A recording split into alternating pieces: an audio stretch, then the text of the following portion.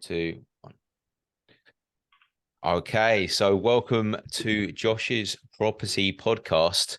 I'm joined today by a fellow real estate agent, Oliver Howard. So Oliver is one of the UK's highest performing real estate agents. He sold over 75 million in residential real estate in last 2 years, Yeah, including exactly. setting record prices in some of London's most prolific locations. Oliver began his real estate journey at 22 and has become one of the UK's leading advisors in the prime and super prime markets and across the globe as well. So, Absolutely. so Oliver, can you tell us a little bit more about your journey as a business owner and why you started Of up your course. own estate agency business? Absolutely. So I got into a state agency probably about 4 years ago now. Went straight to a corporate estate agency because there wasn't really other options that appealed to me at the time. And went through that process and kind of got into the groove of it. Didn't do a deal for about 8 months when I first started in the industry, so that was hard. Yeah. But then started to pick up steam. I started to kind of set road records, office records, and I got moved to a different office. And basically achieved everything there was to achieve in the company. So car targets and commission percentages and all of the above. And then following that, I was kind of realized that estate agency is a fantastic industry, but it's so historic in the terms of most estate agencies are still set 100 years ago. Nothing's really changed in the Mm. sense that you take photos and you pick up the phone and that's it. That's everything.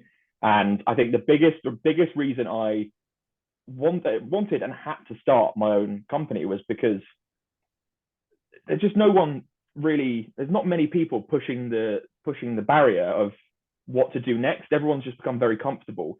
I remember having a lot of conversations about what's coming next in real estate, what's the next steps, and to myself talking about social media and potentially in the next 10 years VR becoming a big part of a state agency.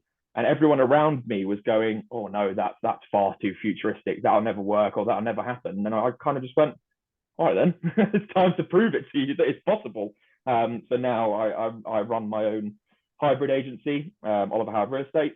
Incredibly original name, but so yeah, I run that, and we're fully like online. We're hybrid with a huge focus on digital content creation in the form of the property market, and it's been working fantastically. We listed our first property in October the 30th, and now we have 17 million pounds worth of property on the market in that time. And we're hopefully about to launch another £3.5 million house in the coming couple of weeks. So things have really picked up, and yeah, that's essentially why I started. It was to really push the boundaries and take our industry forward, Yeah. essentially.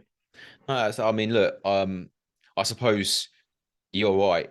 A lot of agents are kind of set in that what structure and way of doing things, which hasn't been Absolutely. changed for like hundreds of years, some of them. And No, yeah, that absolutely. when you're someone who's kind of pushing the boundaries and talking Mm, about technology and things like that and mm. video, a lot of agents will just go, well, that's not how we've done things in the past. And then Yeah, your ideas and things like that, especially in the corporate world, yeah. they're gonna be kind of shut down a little bit and told Absolutely. And told to and shut and up. I started when I was at my corporate agency towards the end of my time there. I started trying to create content like property tours and things like this. And I created a 60-second property tour, one of the videos where I run around the house in 60 seconds, make it a bit comedic, but make it exciting at the same time. And I posted that video to Instagram and YouTube and all of the above. And we got an offer from Instagram that Wow. was about a £50,000 fee. However, the company at the time hated it, absolutely hated it because it went against branding and all of this kind of stuff. And there's so much red tape when it comes to corporate. There's so much, and it's impossible to diversify and push the barrier because they're set in their ways. Most of the time, they don't see social media as a tool because Mm. they just go, "Oh well, No one's buying a house through Instagram. No one's buying a property through TikTok. And despite my beef with him, Tyrone Ash, he set that trend where he sold a £7 million house through TikTok. And he set that trend of, do you know what, this is completely possible.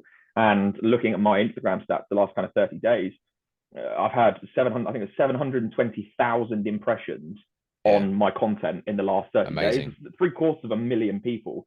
And the fact that agents haven't, like a lot of high street agents haven't caught on to that yet. There's 720,000 eyes that are seeing your property, not just on Rightmove, but they're seeing it. And I always say to people, look, 95% of the time, you're not going to get an inquiry through social media and you're not going to get a buyer. It's just the case. But you can't avoid, like you can't not do it just in case, because there's, especially in London, I'm not as well versed in the rest of the UK, but especially in London, there's so much generational wealth, like so much. There's so many parents that buy for their kids millions and millions of pounds, and they're on Instagram. They're looking at houses, they're looking at stuff, and you just can't miss that opportunity, essentially. And I just love the fact that I've got no red tape anymore. I've got no red tape. So if I come up with a marketing idea, I can run with it and see whether it's good or not, essentially. So it's freed you up to be more creative and sort of do your thing. And I suppose running your own agency and doing your own thing is it. I suppose the upside is you can, earn what you're worth, but the downside is obviously, you're a bit more exposed in terms of, your what you're responsible for and liability, like costs and things like that as well. Which leads me to my second question. So I'm quite interested in why you chose to have your own brand, solo brand, with your own Rightmove and everything, rather than sort of partnering with the likes of EXP, Keller Williams, Nested, or the agency UK, all that kind of stuff. Yeah, I was interested. I think you're right when you said before, like there's massive pros and cons with going on your own, full stop. Anyway, like on a £3.5 million house, you can make a 45,000-50,000 pound fee solely for yourself, whereas corporate agency, you probably walk away with £2,000 at the best, like in comparison. But it comes with a lot of monetary risk in the sense that I have to cover all the costs for everything when it comes to listings, the marketing, the photography, the anti-money laundering, all of the above. And it was a big question to me when I went on my own, whether I partner with like an umbrella brand or go on my own, because there's just the monetary difference is not a lot, essentially, because you still make a lot. You get a lot of commission percentage when you're under an umbrella brand like Keller Williams or an EXP. But for me, it was, I'd found my marketing niche, and there was a company, I won't name their names, but there was a company I was going to partner with originally, and I would have been breaking into London for them. But for me, it was, if I'm breaking into London for someone, I want my name on everything. I want my brand on everything. I want people to know that it's me. Otherwise, I'm just breaking into an area for someone else. And exactly. And my marketing, the style I do, my marketing, like my videos, my personal videos and my 60-second tours and so on, doesn't appeal to a lot of companies. They all think it's a bit risky when it comes to companies taking on, because like it's completely the norm. I've had so many agents approach me before I started listing stuff saying there's no way you're ever going to list stuff because people will look at you like you're a clown and you're just a joke. And of course they would do. Like, why would you not? But it was building that personal brand to start with. But I think the reason I went on my own was because I felt like I had that extra niche involved, that extra marketing niche. And yes, my costs would be significantly lower, my outgoing cost, if I would have partnered with an umbrella brand. But for me, I just kind of, whether it's naivety or not, but I wanted to take that risk on my own and go, do you know what? If this works, it's fantastic. I can build this enormous brand that has this massive digital profile. But if it doesn't, at the same time, I can still take what I've done here, what I've achieved here, and the properties I've got. If I go broke, which you've always got to be careful of. If I go broke, then I can partner with someone and we can build again. But I think it was that marketing thing and having my name and my brand out there on the Rightmove and so on. So instead of it saying this property is on with Keller Williams, like partnered with Oliver Howard Real Estate. It Yeah. just says Oliver Howard Real Estate. It's your name. Yeah, it's fully your brand, your name. You're building up brand equity as well by that. I mean, there's a couple of the guys that work for Keller Williams or work, under Keller Williams that have got their own brands. And then they have taken that sort of further, really, and they've got their own teams and everything like that set up, and then they've gone and got their own Rightmove. But I always think at that point it's like, well, you're pretty much doing everything on your own. Like, why are you still kind of partnered with? I think the big thing for me was that it was, if I'm going to break into an area, because I know that it sounds snobby whenever I say it, but I know I'm very good at what I do. And if I'm going to break into an area, I'm going to end up having to do it under an umbrella brand for probably 2 or 3 years to build the equity to be able to go, you know what, actually, I'm going to do it on my own now. But then essentially, after those 2 or 3 years, I'm starting again from scratch because they don't know it was me. They know it's Keller Williams, with someone, but they don't know it was me solely. So that's why I kind of took that risk and went, you know what, it's going to cost a lot of money and there's a lot of risk involved, but why not? Like, why not just go for it? Because if it goes badly, there's options. There's always other options to go for. But I don't want to. I already did it at corporate agency where, and this is just my personal point of view, I already did it at corporate agency where I made a lot of money for someone else. Like, I made £750,000 in 1 year for my old company, and I don't want to work for someone else anymore. If that makes sense, I don't want to make any money for anyone else, and I want to be able to support people that come to me, and they get a big, obviously, commission percentage and so on when they come under my umbrella brand. But for me, it was like, do you know what? I've got this drive and this determination to go out and build a brand, like to do it, whether it's for better or worse. I want to go out and build a brand. So that was kind of my main thing. But I think umbrella brands are fantastic as well. Don't get me wrong, like EXPs and Keller Williams and so on they are fantastic because the commission split you get there is enormous. And for the people that are like less interested in taking on the huge costs that come with Rightmove and things like that solely, they are fantastic because that's it. You can make a self-employed agent. You make a lot of money if you're good at it. Like if you're good, that is the key part of that. Yeah, of course, absolutely. If you're not so good, then it's like there's, I think it's the 80-20 rule. It's like 80% of the people don't earn much, 20% of the people like do earn a lot. So it's kind of that sort of split. Absolutely, and that's why like I get a lot of people asking to come and already, like before I even listed a property, had a lot of people come to me and ask if they can be part of the brand. But a lot of them have never done a state agency before, let alone self-employed stuff. So I actually turn around to people and say, look, go and cut your teeth at corporate first. See if you're any good. See if you actually enjoy it, because self-employed real estate, it's harder. It is hard. Not for everyone. It's a grind. You get absolutely everything. You put whatever you put in, you get back out.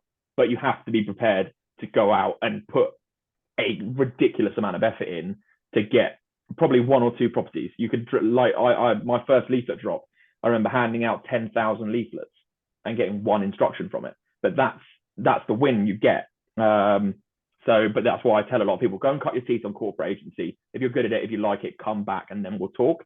Because if you're good at it and you're good at this agency, you'll make a ludicrous amount of money in self-employed agency. But as everyone always says, it's not for everyone, because it's a grind. But if you're willing to put that grind in, the sky's the limit type thing.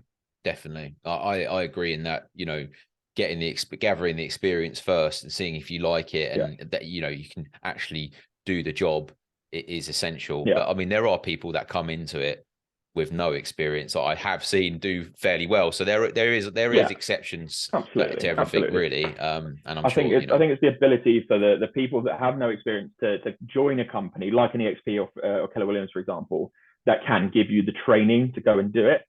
For me, as a new company and like working 18 hours a day anyway, I right now don't have the time to train someone else to do a state agency, and I don't have the time to like help them along the lines of like the legal stuff during conveyancing and so on. I don't have that time. Once we grow and we get an admin team and extra brokers, cool, 100% I'll have time for it. But right now it's like, do you know what? I want experienced people that know what they're doing, because it makes my life easier. but it's also for the sake of the people joining, is that I don't want you to join, not enjoy it, not make any money for months and months on end, because there's no basic. We both know this. There's no basic commission in self-employed agency. No. You either make money or you don't. And I don't want you to be sat at home making no money, really, really terrified about where the next meal is going to come from or whatever, because you're not used to it. So that's why at the moment I'm only thinking of taking on experienced people, but hopefully in the future we can then take on people that have no experience and train them up. But I think corporate agency is a good place to cut your teeth, and then if you're good at it, you come and make the money self-employed stuff. So do you have any support for, like, within your business other than yourself, or do you have any other people around you that work for you or with you? So we've just hired, we've just employed our first admin assistant, who's going to come on and do all of the exciting admin work. And then we're getting a few brokers on in the next couple of months. So we're actually starting to expand. But right now, and for the last 6 months, it's just me. So that's why I'm doing all of my estate agency stuff and video stuff between like 8 and 10, 8 in the morning and 10 in the evening. And then I'll probably put between 10 and maybe 1, half 1 to do all the admin that needs to be done. Yeah. It's a lot, but I think that's what I expected. I didn't expect it to be easy. If it was easy, I think as the phrase goes, it was easy, everyone would do it. Yeah. But it's just the necessities. But yeah, as the admin people come on and the new brokers come on and so on, it's going to be a lot easier. But right now it's just me on my own. Wow. No, yeah, I suppose you've probably got to work like 10 times harder than someone who's getting the support or under an umbrella where they're getting, a team of people or administrators dealing with stuff, putting the properties live and dealing with the incoming inquiries and stuff like that. So I suppose, like, if, say for instance, someone rang your number off Rightmove, like, and you're out on viewings or vows or TikTok, doing TikToks, like, who would come back to them? Like, who would? Me, all the time. So if I get a call, no matter what, every time I'm on a viewing, every time I'm on a valuation, I will say to whoever I'm with, start with, if I get a call, I will have to take it. It will be a very short one, but I will have to take it. My phone is always on speaker. Oh, I can imagine. Yeah. It's always on speaker, and I get calls still like 2 or 3 in the morning, quite regularly, from foreign investors and things like this. And oh my God, it doesn't bother me. I'm happy to do it, but it's just like, I know that taking these calls at 2, 3 in the morning and always having to answer the phone, and no matter what, it's like it's painful, not painful in a bad way, but it's painful that I'm up at 3 a.m. taking the calls. I'm knackered. I sound a bit groggy, but I've got to put the professional face on. But it's what's got to be done at the start for me. And my little niche is, apart from the digital side, is I am available 24/7. If you want to call me at 4 in the morning, you call me. And I think not as much for inquiries and things like this, but we both know that if you're a client, exactly. If you're a client, and every single deal, if you go under offer, every single deal, someone will have a freak out at some point. It always happens. Someone will always have cold feet or think about it. And inevitably that happens at 1 or 2 in the morning when they can't get to sleep. They're up thinking about it and they're going, oh God, maybe it's a bad time to buy all this. It's like, just call me and we'll get it sorted. Don't care what time it is, I'm available. So that's the main reason. But yeah, people call me crazy for it, and my partner hates me for it. Yeah, I mean, it's probably not the best phone call at 4 a.m. Like I've had, I mean, it's, if you're sort of 24 hours a day, I mean, that must have it take its toll, like, just really on, it does, like, your energy. It does. It's not easy, but it's like, I know that it's a grind. Like it's going to be a heavy grind for the first 6 months to a year minimum, but it's going to be a heavy grind. But from putting in that grind and taking those calls at 3 in the morning, by proxy, someone's going to turn around to someone at some point and go, oh yeah, the estate agent I spoke to the other day, he took my call at 3 in the morning. Like, he's there for it. You get more people calling you at 3. That's fine, as long as they've got stuff to sell or they're looking to buy. That's fine, and it works. Like, I had someone come to me because someone called me at 1 in the morning. Oh my God! And they had, because of the response, my response at that time, they then put me onto another house, and I got a valuation from it. So that's cool. It's crazy, but it's like there's method in the madness. Yeah, no, people can sense the the determination, I suppose. Absolutely. And if you're putting in the work, like us, at some point your good things will Mm. happen, and they have Absolutely, happened. They have happened. 100%. So Absolutely, that's great. absolutely. So for as long as it keeps working, I'm going to keep keep Doing doing the same doing thing. what you do. So what Yeah, drew me to you was your energy, yeah. in your specifically within your content. So your Hmm.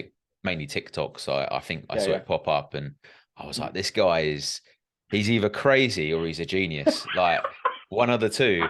And then the more I sort of like watched it, I was like, no, he's actually very smart, and what you're doing is very That's very different. kind of you. Yeah. And I was like, this, he's obviously got a lot of charisma and Yeah, confidence to do that. Um, yeah. and I I just think thought, from that, it's it's just amazing sort of, yeah, sorry, go on. Yeah. I think it's from that. It's like I have a horrific amount of energy, like all the time, and I love this industry. Like I love being an estate agent. Like I think it's so much fun, and I think the thing that's lacking in the UK in our industry are personalities.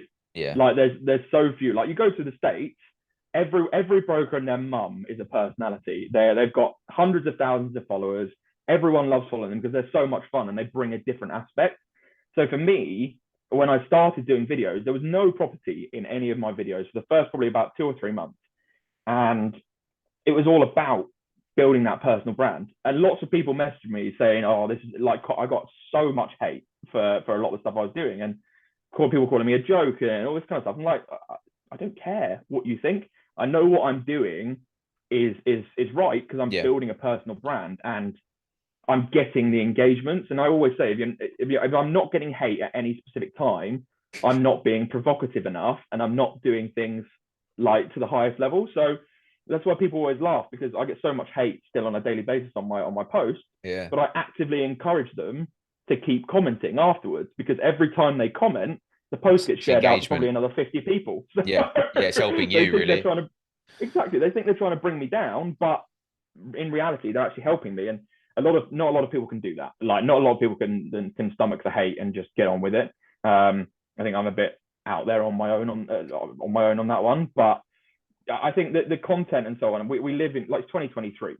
There's a billion people on Instagram, and I'm not saying obviously you can reach all of them, but what I'm saying is people buy personalities, Yeah, and almost everyone that I've come across on viewings and valuations, either from my video tours on Rightmove, things like that, they've seen my social media yeah. and they know that I bring the energy. And one of the instructions I got, there's one house where I'm genuinely stood up on the roof. It's like a I've seen five-story it. building. I'm stood up on the roof and I'm screaming off the Yeah, roof. I saw it. Um, and then the next valuation I went to, the next property I got, they literally said to me, "Oh, I saw your video or when you were stood on the roof. We've got a balcony at the back of the house. Do you want to go and stand on that and scream off that to start the video?"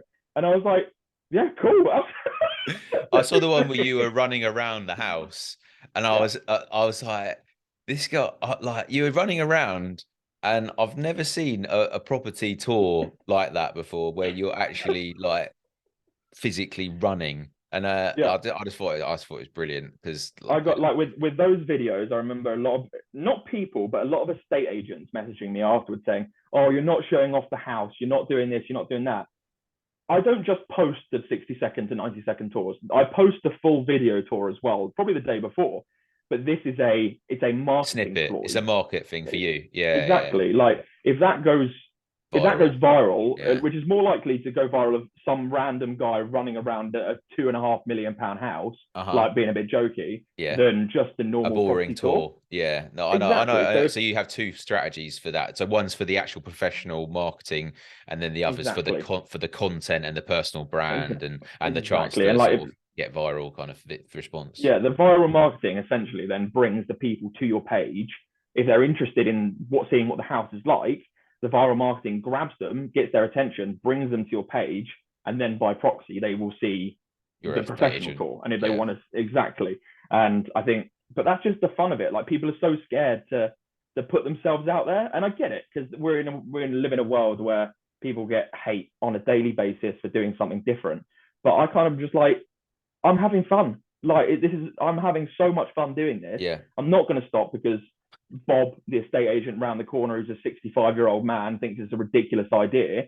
I'm doing it because I find it fun. I'm 25. I've got Yeah. loads of energy. I'm going to use it while I You only can, live and I'm going once. to try.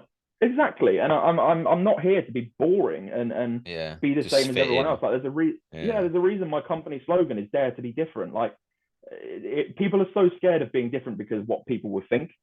mm. And most of the time, the people that will take the mick out of you for doing it are people that genuinely would want to do it themselves, but just don't have the confidence to do it.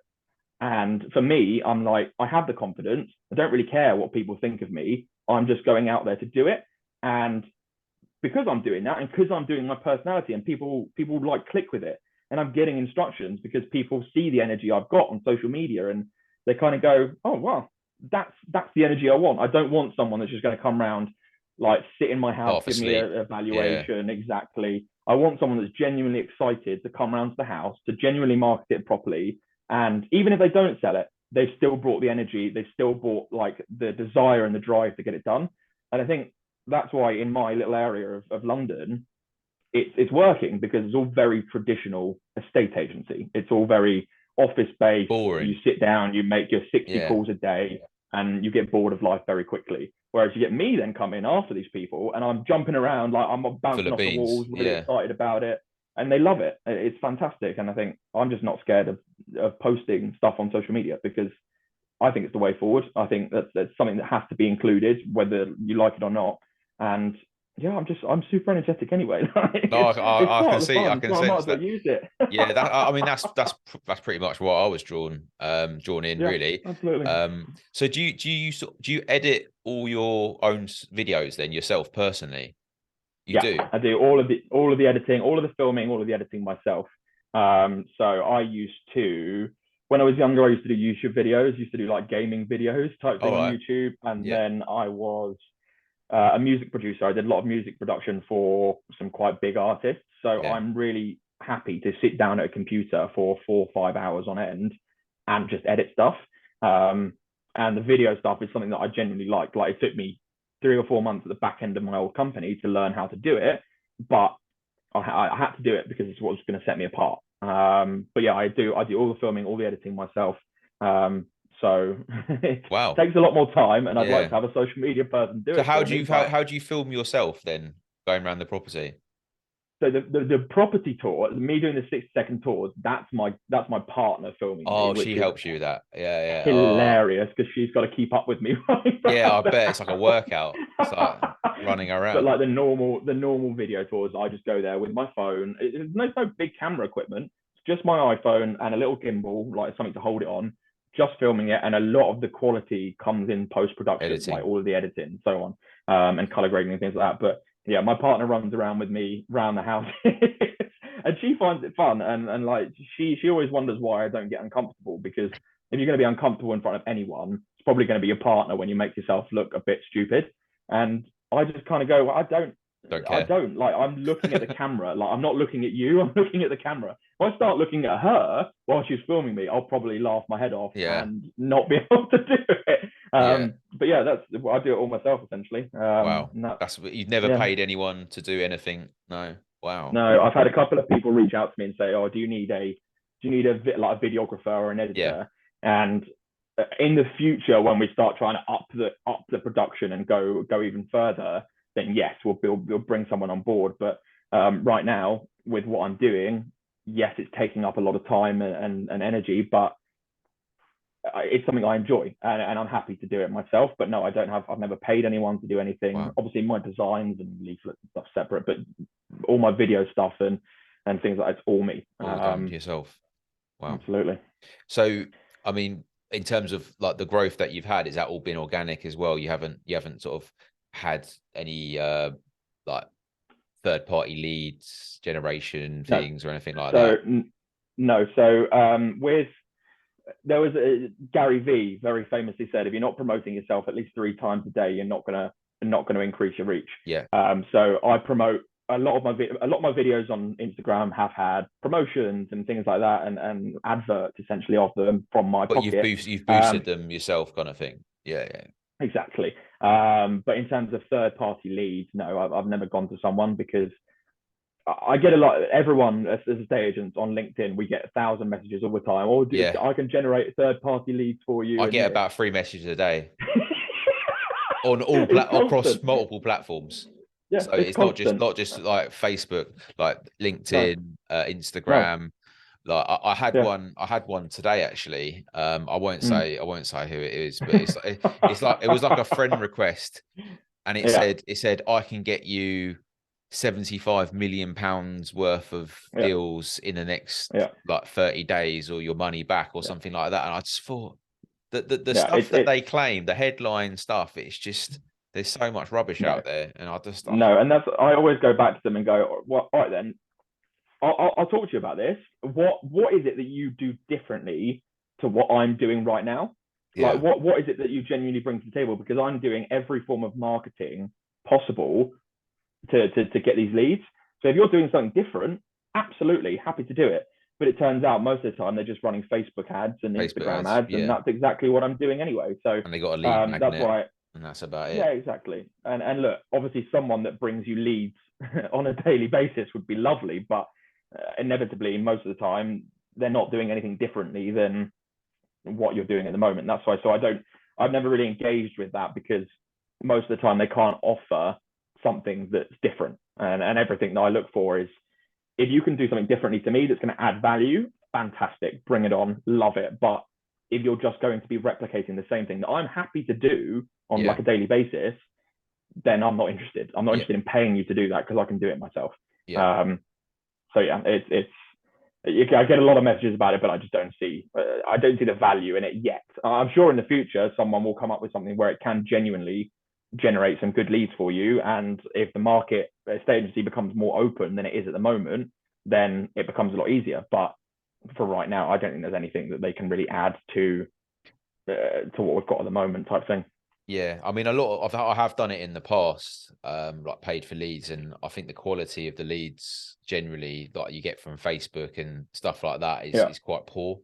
So yeah, even though they'll send you like what, like 20 inquiries or something like that, like half of those will be like random numbers that don't even connect, and then you've got the other half, which is like people that don't know they've actually clicked onto no, the advert. So it's like, and you no, might get the odd gem that's like yeah, actually wants to sell, but they only want to sell in like 6 months' time or something yeah. like that. And I think the ones I get, like the vendor lead, I don't really get.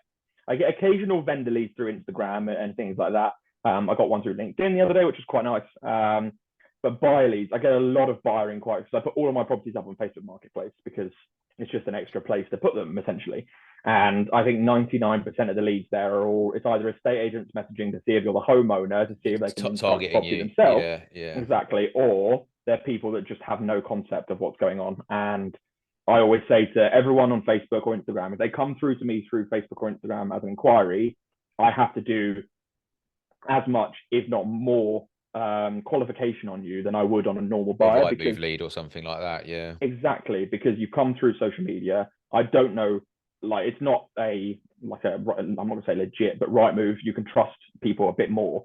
Whereas Facebook, I need to see if you're looking to buy a £650,000 flat, I need to see your mortgage in principle. I need to see your proof of cash if you're a cash buyer and everything possible. And most of the time they just go, oh no, okay, I don't have that, or they end up they just ignore it. So Yeah, most of the time yeah. it's rubbish, but as you say, there is the occasional. You have to do it so that you can get that Get every so through the often rubbish to gem get that through the comes gem to through. get to the gem, yeah. Exactly, Yeah. exactly. I think the best one I had for that, like I remember sifting through hundreds and hundreds of rubbish messages, and then I got one on Instagram through for a place in Notting Hill, and it was a £3 million house. Beautiful, beautiful house. It's like the most viewed property on my Instagram at the moment. And I didn't believe it to start with because I was just doing videos of me. There was no property tours, no nothing, and they wanted me to come and sell their £3 million house. So I had to do all the digging and the fact finding, and that ended up being legit and instructing it. But most of the time, people, you just don't take people for face value. Like you have to make sure that they're legit and don't just book someone in from Facebook because they've inquired into it. Yeah. You just got to be really careful with that, essentially. Be a bit more cautious around, yeah, like wasting time Absolutely. and stuff. Yeah. Absolutely, because Definitely. they're inevitably they might want to see it, but they might not even be able to afford 100 grand, They're let just alone being nosy. 650 grand. Or yeah, Exactly, and it takes up half an hour of your time as a minimum, and that's spent so much better doing other things. So it's just being time management is massive when it comes to buyers and so on, and making for sure sure. that the proper buyers are coming out. For sure, for sure. So in terms of the challenges you've had like over the last sort of 7 months, what would you say your biggest challenge? How did you overcome that? I think the biggest, there's been a couple, business and personal wise. I think the biggest one for me personally was business wise, sorry. Biggest one business wise was getting that first instruction. I think that was the biggest thing, because it's really hard when you're new, you've got no stock, you've got no nothing, and you're not a well-known brand. It's essentially, it's almost impossible to get that first property. It's hard to get off the mark, yeah. Exactly. And when you do, fantastic, the ball gets rolling. But it took me, I said, I think 3-4 months worth of leaflet dropping and cold calling and all of this stuff before I got my first instruction. And I know from previous history of working at old companies, when they opened a new office in a new area, they'd offer, well, we'll sell your home for free type thing if you instruct us between this date. Foxton stuff. So exactly. So to get myself on the mark, I was offering out, all right, I'll sell your home for free. And then I got one. I only got one response to it, which I was both unhappy and grateful for. But by proxy, I could then use that lead and that house to go and find more. But I think it was just getting the business off the mark was the hard part. And so, yeah, getting that first house was, it felt like it was never going to happen. Like 3 or 4 months of waiting and grinding and really trying. It felt like it wasn't going to happen. And I was just going to end up slipping away and having to go back. But I think the biggest struggle I've had is personally, when you're starting the company, was like, I've spoken about it before, but my level of anxiety was horrific. Like I was, because it wasn't that I didn't believe in myself, but it was the fear of the unknown. Yep. And the fear of failure. And I was having anxiety all the time. I ended up pretty much having panic attacks on a daily basis at the end. Yeah. And that was hard, because you want to sit down at your desk or go out and grind constantly. But when you're getting hit that hard with mental health stuff, you literally can't do anything. Like it just destroys you. And getting out of that and going and getting the right help and things like this, that was the biggest step up I made personally, was to actually realize, do you know what? I can't do this, and I can't live like this anymore. Like I really desperately want my company to succeed, but I have to align myself with the right help and the right people to get through it. That's why I think whenever I talk about it on social media and all this kind of stuff now, it's to make it normal for people. Like when you're starting your own company, whether it's under an umbrella brand or whether it's on your own, it's so completely normal to go through horrific like mental health problems, like anxiety syndrome, and so on. All that. Exactly. Yeah. I get that imposter syndrome. I get all the time, because it's like earlier I was at this £3.5 million house, and I'm kind of sat there going, why am I here? Like I don't deserve to be here. This is I only instructed my first property 3 months ago. I don't deserve to be here. But I know in reality, the work I've done and the things I'm doing make me deserve to be there. I should be there. But it all hit you. But it's good for people to know what someone that's starting a company is going through while they're going through it. I mentioned before on a previous video that you hear a lot from past tense when a big CEO has gone through it and they experienced all of this 20 years ago. And while it's great they open up, you're not really hearing about it in the moment. Whereas for a lot of people that follow me and we're starting a WhatsApp group for young kind of CEOs and people starting to do stuff. It's just knowing that it's normal, and that don't be afraid to reach out to people, because I've been there and I still go through it. But that's probably the hardest bit, was the anxiety of not knowing what's happening or what's going on, because you don't like you're hemorrhaging money because you're starting everything and you're paying fees constantly, and you don't know if you're going to get that money back. And still to this day, I still worry daily about money. But I think that's what you've got to do. Otherwise, you're gonna ruin it very, very quickly. Like you're gonna be out of business. So yeah, I think that was the biggest personal challenge, and getting over that was a big win for me, and not over it, but getting through it, because if I didn't, I wouldn't be here. Yep. But yeah, that's probably the biggest challenge, was that the combination of that and then not getting an instruction at the same time. Yeah.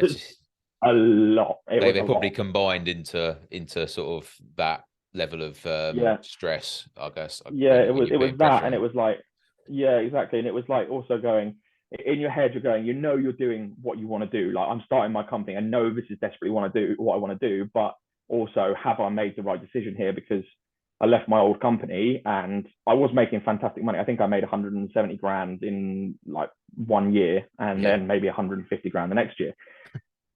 But in my head, I kept turning around and going, yeah, I made that money. And but you've given away a million. Yeah. But I've given away, like, I gave away 600 grand to the Yeah. company in 1 year. Yeah. That they provide the brand and everything, but I've done all You've of still that given work. it away. Yeah. Exactly. And I just kind of, it was hard kind of finding that fine line of going, yes, I am doing the right thing. And don't worry, you're not, you can move on from it. Yes, you made a lot of money, but there is more money to be made in the future. Yeah.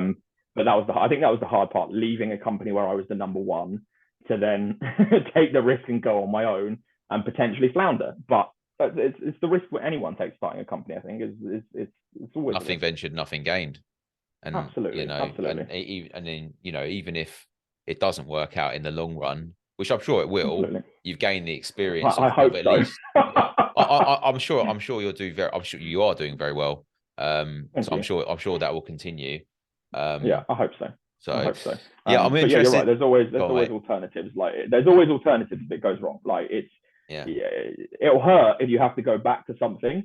But you use there will always be a job for you.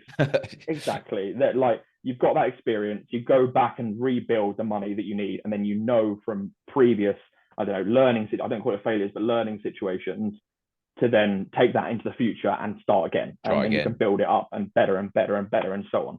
And if it takes a couple of failures, it takes a couple of failures. Like, nothing's easy. You don't get it 100% of the time. Exactly. But there's always ways back to it, essentially. Exactly. That's good. So, I mean, tell me, what was you mentioned it earlier, what was your beef with Tyrone Ash? Because you got me interested now. What is the beef there? So, get that tea out. It started like, I had admiration for him at the start, don't get me wrong, because he was doing something that hadn't been done solely for a while. Like, you still had EXP and things like this around, but no one had the balls to go out, be a brand, and start on their own. So I had admiration for him to start with, but then he went on his personal rampage of really trying to hate on corporate agents. Really going for it, and really making a point of exactly, and really making a point of making them feel bad about themselves. And that's how he came to be known, to be fair. That's how he grew his name. But for me, he was targeting other agents, then he started targeting me as well on some of my posts. And I wasn't having it. And but we're one of the same sort of similar ilk to him, as in you're probably the closest thing to what he's done, really. Absolutely. And so why would he go for you? So he was going for me when I was at the back end of my corporate job. He really went for me one time, literally the day before I was going to hand my notice in to start my new company. And then it dissipated a little bit, and then we had a bit of beef here and there, back and forward. And then we really had it out the other day. I can't really talk about it because he threatened me with a lawsuit. But I exposed a lot of lies that he's told, and he didn't like it. So yeah, that's all I can say about that. You can't say anything. I'll get that. If there's that in the mix there, I won't go into that anymore. No, and everything I said is truthful, but it's a case of, I'm still a new company. I can't risk the money that goes into a lawsuit. No. So I'll stick away from that right now. Yeah, probably best to not say anything else. Then. I think it's just a clash of two big personalities. Like, he's done what I want to do. Don't get me wrong. Like I said, he's been successful. His company's grown rapidly.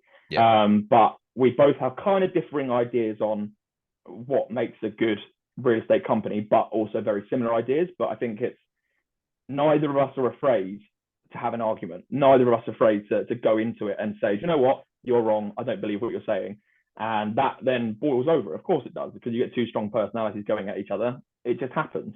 But yeah, it's just it's a feud, and I think it will stay around for a while. But at the end of the day, despite our differences, I will still respect what he's done, full stop, because no matter what I think of him personally, what he's done, he's made waves the real estate industry. Exactly. And he made it more popular to go and be self-employed, because that's what he did.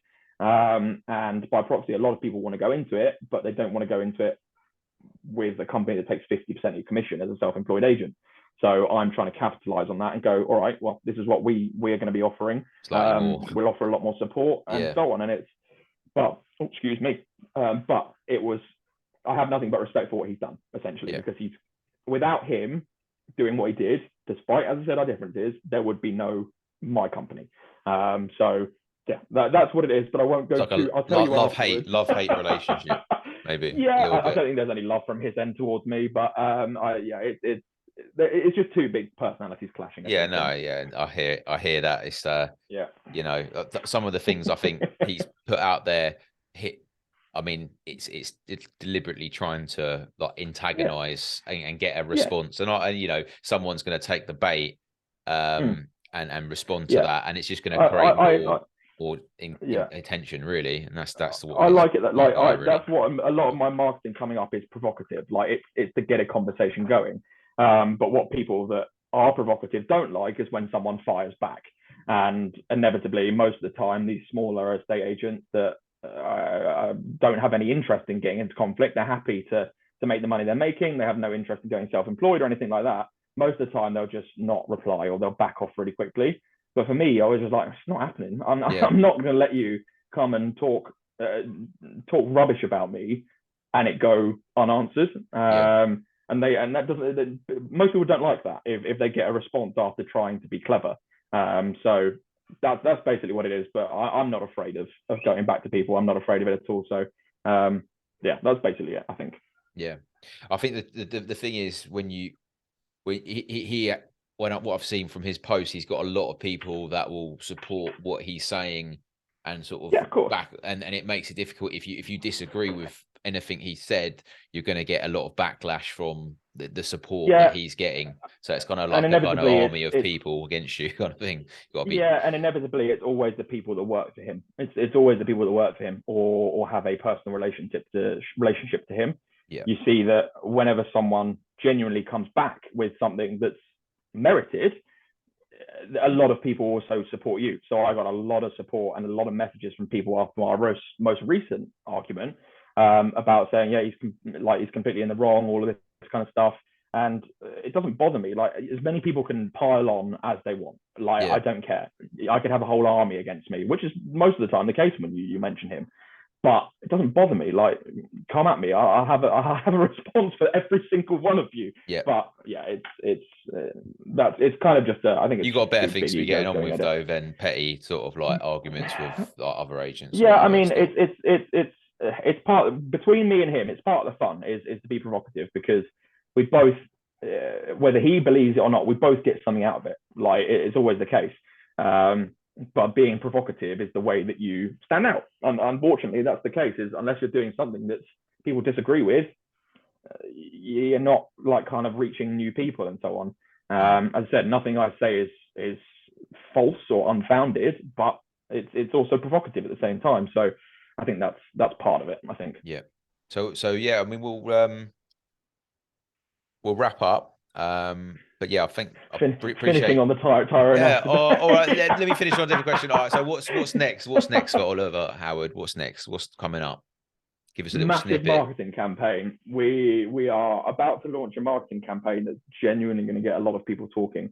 It's so on the border of whether it's okay that it will get a lot of people talking. The aim is to get the 50-year-old mums to hate it and post about it on social media. That's what it is. We're going very much along the lines of when Brew and Brewdog started, they did everything provocative to grow their brand. Yeah. Now, the stuff that I've got coming, it'll either go really well or really badly, but I'm happy to take the risk, take the chance. Absolutely. But it's also like, we're just going to continue like building on the digital side. We've got 3D tours coming soon where you can scroll around while I'm running around. And I think when the technology gets there, we'll be the first to get to the VR tours as well and things like that. So it's just building on what we've currently got. But I said, marketing is my basis. What I love, marketing more than anything. So it's trying to be now provocative and grow marketing wise and see what people think, because the response might be terrible and it might go really badly, but it's also a learning curve. Yeah. I don't think it will go terribly. I think it will do exactly what it's meant to do, but it'll be fun. But I'm not going to release any You details. don't want to tell what it is. I'll be interested to see it and what how the 50-year-old housewives respond. Be quite interesting. But I've always I followed you on all your socials. So if you want to let everyone know where they can find you and follow you and whatnot. Absolutely. So my Instagram and TikTok tags are at Oliver Howard LDN. So London, but at Oliver Howard LDN, and then LinkedIn and YouTube is just Oliver Howard. I'm fairly easy to find. It'll be the guy that shouts very loudly off the top of buildings. But that's where you can find me if you want to come and see some fun property content, essentially. Excellent. Well, thank you for coming on and being a great guest. And, no worries. Thank you for having me. Yeah, I will see you soon. Cheers, Ollie. Absolutely. Thank you so much. Cheers.